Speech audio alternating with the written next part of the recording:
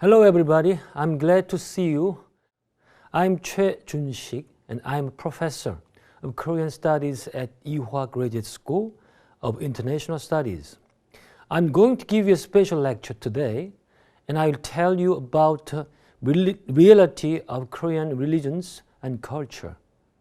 Today's lecture will be covered with the religious topographical map of Seoul and while answering why Korean religious field is so unique, and also cover the subject of Christianity. In the next chapter, I will present Korean Confucianism, Buddhism, and Shamanism. Right, okay, let's begin. Well, I think that the streets of Seoul are indeed a very interesting place to observe. One of the most arresting things is enormous number of crosses. People who happen to hover over the downtown of Seoul say that Seoul is like a huge cemetery because it is covered with the numberless red crosses of the Christian churches. But personally, I do not know why crosses of the Christian churches should be red. South Korea is the only country in East Asia where Christianity succeeded to prevail in recent history. It can almost be classified as a quasi-Christianity country. A few years ago, Christian population even surpassed that of Buddhism, which was the largest religion in terms of numbers of believers in South Korea. Also, it is almost the only country in East Asia that produced Christian presence, with the exception of Philippines. The reason why South Koreans in particular are fanatic of Christianity seems to be an attractive theme to study. But Christians in South Korea, including theologians, do not seem to be interested in this subject. However, the rampancy of Christianity does not necessarily mean the inactivity of other traditional religions. In Sadong, in downtown Seoul, is a very unique place. Jogae Temple, the headquarters of the largest Korean Buddhist order Jogae, is situated there. Originally, Jogae Temple started off with the only two buildings, the main hall and the administration building. However, the Jogae order began purchasing land around its headquarters and constructing the buildings, and now it's transformed into gigantic landmark. Well, this tells us Korean Buddhism is entering upon a new phase of development after 500 years of persecution by the Joseon dynasty. Since it was first introduced in Korea from China in late 4th century, Buddhism prospered as a national religion until the early 15th century. However, as the last dynasty Joseon chose Confucianism as a ruling ideology, Buddhism had to go through a long, dark years of suppression. It wasn't until mid-20th century, after Korea was liberated from the Japanese colonial rule, that Buddhism finally got to throw off the yoke. Dreaming of the resurrection, Buddhism is now getting ready to revive and write a new chapter. Across the Jogae Temple stands a big church. The fact that such a huge church is located in the heart of downtown Seoul along a main street is enough to draw attention. But what captures my eyes even more is the unusual name of the denomination that this church belongs to. The Seventh-day Adventist Church, which is branded as the heresy by the conventional Christianity groups, built a church in the center of Korea's capital, open and above board. Coexistence of a Buddhist temple of 1,600 years of history and church from newly created American Christianity sects shows us, well, what kind of situation Korea has run into in terms of religions. The pilgrimage to the religious institution starts here. To the east of the Jogae Temple stands a strange-looking building that resembles a Christian church. This bizarre building which is constructed in neither Western nor Korean style, as the central temple of Korea's new religion, Cheondeokyo, which can be translated as the heavenly way. Cheondeokyo, which was created in the late 19th century, worshipped the innermost nature of human being that reside within people's minds. It used to be the leading religion in the Korean society in the early 20th century, but old glory is now perished, and it does not exercise much social influence that it used to be. One of the most significant achievements that Cheondeokyo has done is that they carried out the world's first movement for the rights of children. This building is a little over 8 years old, and due to its peculiarity in architectural style, it was designated as an historical site. Now, 5 minutes of drive further to the east will take you Seonggyeongwan University. The officials at this university claim that it is the oldest university in Korea because Seonggyeongwan is situated within the university campus. Seonggyeongwan, an institution of over 600 years of history, is where the Joseon government held religious ceremony for Confucius and trained future governmental officials. In other words, Seonggyeongwan was a kind of national university. Seonggyeongwan University say that since they inherited the education system of Seonggyeongwan, they are the oldest university in Korea, but in fact, the university and the institution have no relations. Anyhow, what we are interested in is the Seonggyeongwan, not the university. Seonggyeongwan served as a spiritual center during the Joseon dynasty. In Confucian society, Confucian ceremony for masters and education were done in the same place. Before the hometown of Confucius, Chifu, restored official ceremony for Confucius, Seonggyeongwan was the only place in the world where official ceremony for Confucius was held on a national scale. This ritual uprooted in China, along with many other Chinese traditions that were effaced during the Cultural Revolution. When China decided to revive this ceremony, China consulted Seonggyeongwan for advices and suggestions. Korea treasured many Confucian traditions that even the country of origin neglected. The fact that most recent Korean dynasty, Joseon, had followed the Confucian teachings in the strictest manner indicates what Confucian is meant to the contemporary Korean people. Even Chinese marveled at Koreans' Confucian fervor. Confucianism did not leave significant tangible food marks, but did make a huge impact in shaping Koreans' mentality and worldview. When we go to Seonggyeongwan, we often hear the guide saying that the buildings in Seonggyeongwan are only 400 old.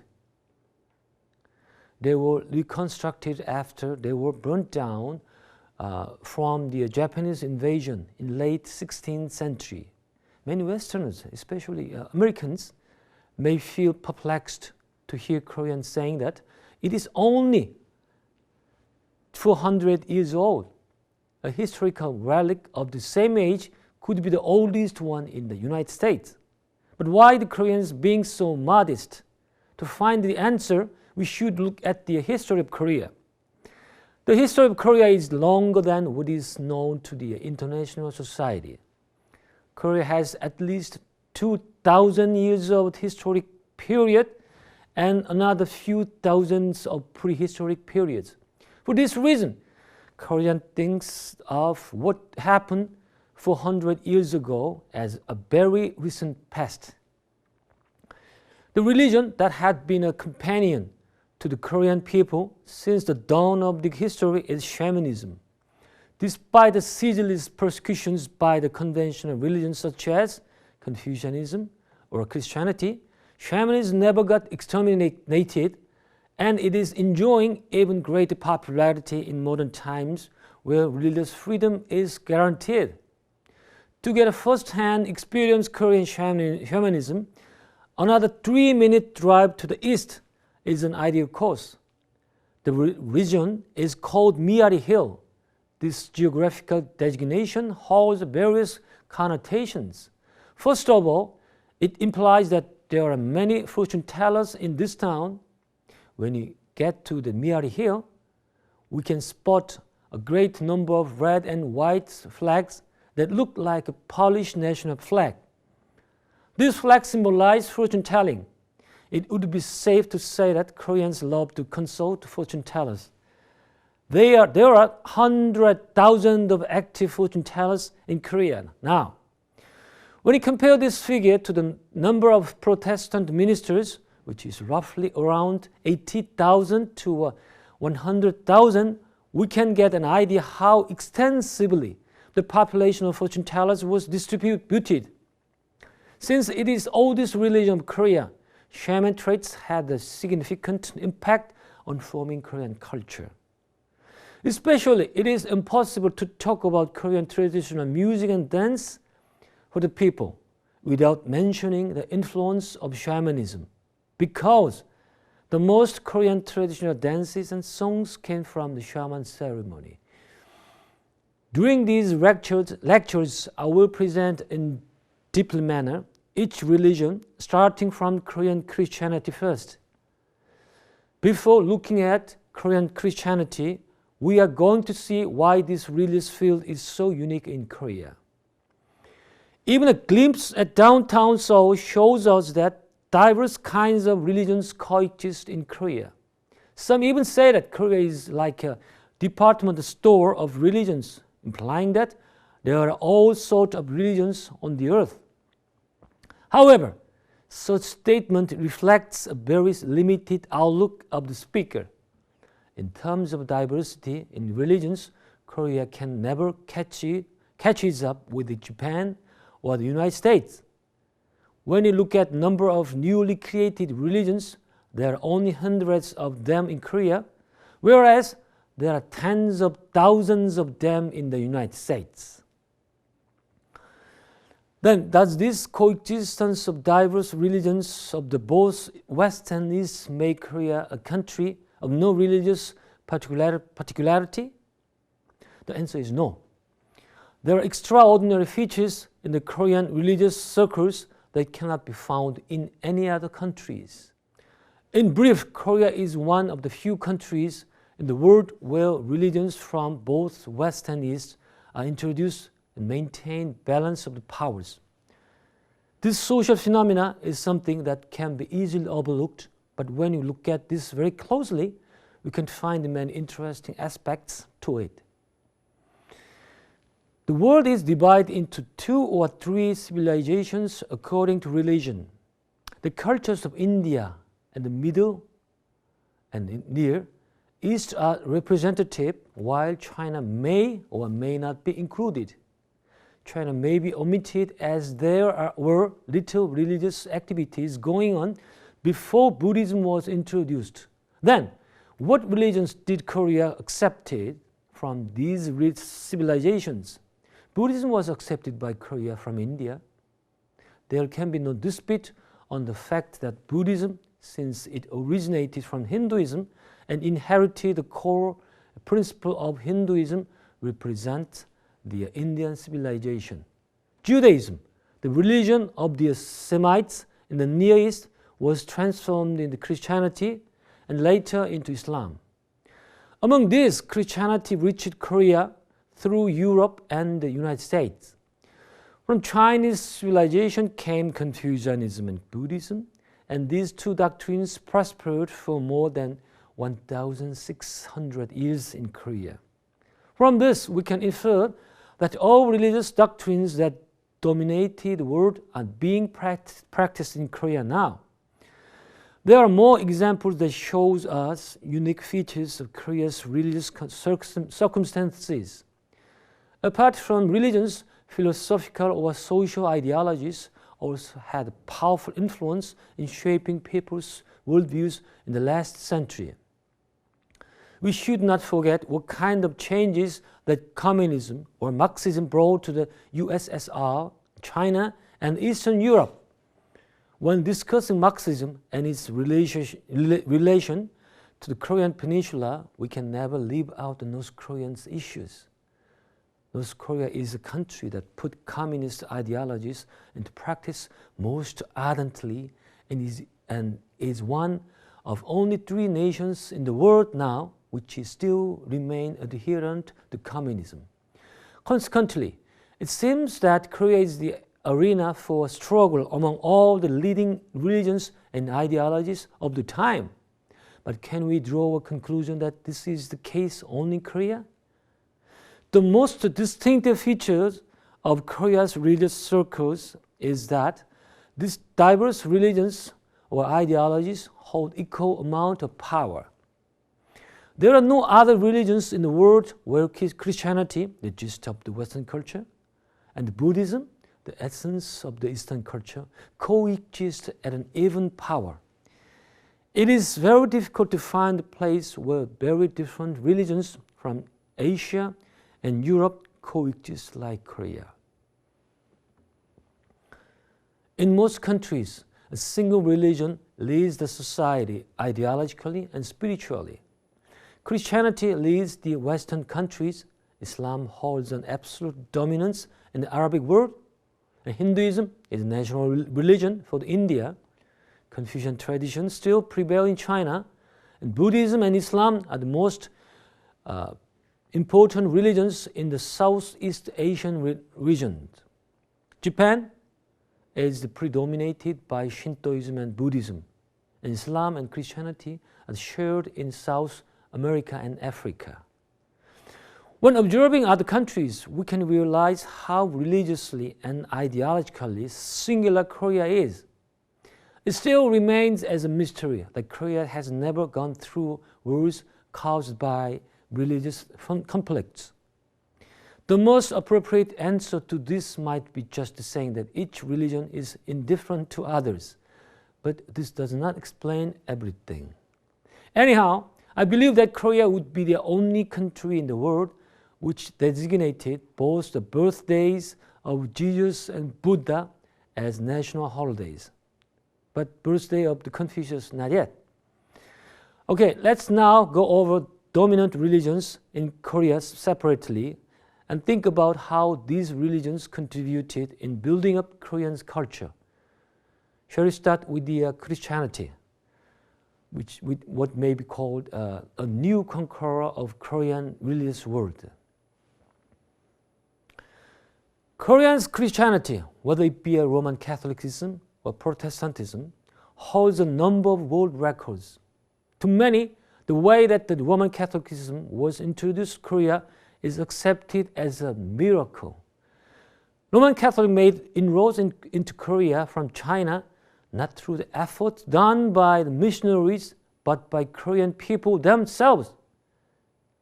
And after it landed on Korea, Roman Catholicism expanded remarkably. And by the 1980s, the number of Catholics in Korea is estimated at 3 million. But now, 5 million, a little more than 5 million. There are a handful number of Catholic churches in Seoul that have over 10,000 believers. But thanks to widespread population of Catholics, Roman Catholicism in Korea holds an unchallenged power in the center of the Korean society. With this power, Catholics played a pivotal role in carrying out mass democratization movement. From 1970s to 1980s, the only groups that could confront atrocious dictator regimes were Christians, including Catholics and Protestants, and students. With an exception of the Philippines, Korea would be the only Asian nation where Roman Catholic can exercise this much power. Roman Catholics in Korea alone hold numerous unbelievable world records, but when it comes to Protestantism, many people are left inarticulate with awe. First of all, the numbers of Protestants in Korea arose reverential fear expanded even rapidly than Catholicism. And the number of devotees, which remained at some 100,000 in early 1950s, skyrocketed to 7 to 8 million in 1990s. When combined with the number of Catholics, Christianity is the religion practiced by the most number of people in Korea now. It is a wondrous achievement made by Christianity in a country which had been heavily influenced by two other Eastern religions, such as Confucianism and Buddhism, for the last 1,600 years. Protestantism holds some fascinating records. The largest Protestant church in the world is in Seoul now. Yeouido Full Gospel Church, headed by David Yonggi-jo, was placed as the first among the 50 greatest churches of the world by a religious periodical in America, the Christian World. Reverend Jo is internationally well known with his ability in faith healing. Also, Yeouido Full Gospel Church owns a national daily newspaper company. A series of world records follows. The world's largest Methodist church, which is Gwangnim Church, and the Presbyterian Church, which is the Chungyeon Church, are all in Seoul as well.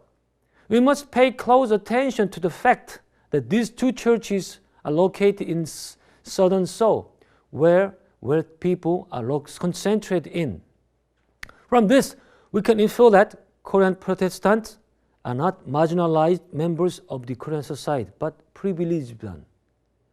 The record seems to be a bit out of date, but statistics from the mid-1990s show that out of the world's top 10 largest churches, 5 or 6 are in Korea. Korean churches make up almost half of the list in 50 great churches of the world. As a matter of fact, it is not hard to find many churches of different sects in one building in Korea. For example, in one building, there is a Presbyterian church in the second floor, a Methodist church in the third, and Catholic church in the first floor. The largest Protestant denomination in Korea is Presbyterian, unlike in the United States. Presbyterian Church was disrupted in 1950s into two, which is so-called Presbyterian Church of Jesus and Presbyterian Church of Christ. The former, which is the mainstream, was slowly broke up into as many as 100 branches or sects over the years. The problems not only lies in the disruption within the Presbyterian Church, but also in that these branches established theological seminary that were not authorized by the government. It is said that there were about 200 unaccredited schools when it reached its peak. However, these unlicensed institutes continue to produce hundreds and thousands of pastors a year. And these people themselves establish churches of their own and act as real pastors. The question left us is what made Koreans such ardent Christians? The primary reason why Christianity prospered in Korea can be found in demolition of traditional religions of Korea.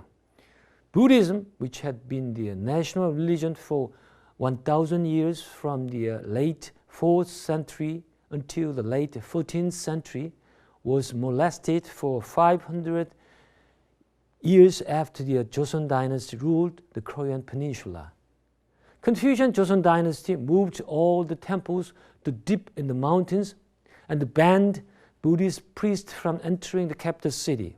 Thus, by the time when Korea opened its door to the Western powers, Confucianism also ended with the fall of the Joseon dynasty.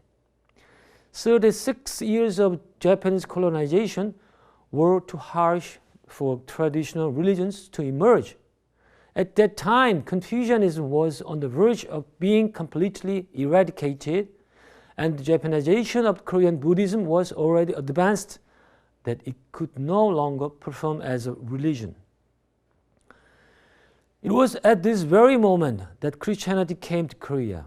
The West, represented by Christianity, became the norm of all Korean values, especially after the liberation from Japan in 1945. Koreans who marveled at anything that were American had no reason not to follow American beliefs. Becoming Christian symbolized enlightenment or modernization or globalization. In addition, Christianity's male-centeredness matched well with the Confucian patriarchy, and monotheism of Christianity corresponds well with the principle, which is Lee, principle absolutism of Neo-Confucianism. Well, today we have seen the religious topography of Seoul, and we talk about why Korean religious field is so unique. We also look at the Korean Christianity from its adjustment in modern time, Korea, to the nowadays Christian phenomena. I hope that all of you enjoyed this lecture and understood a little bit of Korea's Christianity. Next time I present the main religions of Korea, starting from Confucianism, and then Buddhism, and lastly shamanism. See you next time, and thank you for your attention.